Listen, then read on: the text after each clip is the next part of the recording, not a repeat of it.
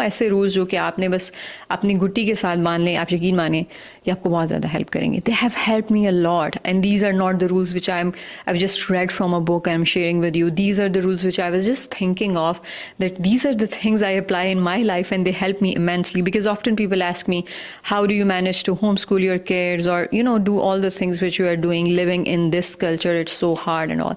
So I thought, what does help me? And then I was like, yes, मेरी बहुत सारी energy दूसरे लोगों के साथ, जो एक ऑब्वियसली लोग हमारी लाइफ को एनरिच भी करते हैं, हमें लोगों की ज़रूरत है, हम अकेले नहीं रह सकते. और इवन जो लोग बहुत नेगेटिविटी या टॉक्सिसिटी फैला रहे होते हैं, they are well meaning people, like they don't mean it, they actually mean something good many a times. At times उनकी नीयत में कोई खास खराबी भी होती होगी, लेकिन हर दफ़ा नीयत में खराबी नहीं होती, अपनी तरफ से वो भले के लिए कर रहे होते हैं, but they don't know what they are doing is not serving other people or even serving them.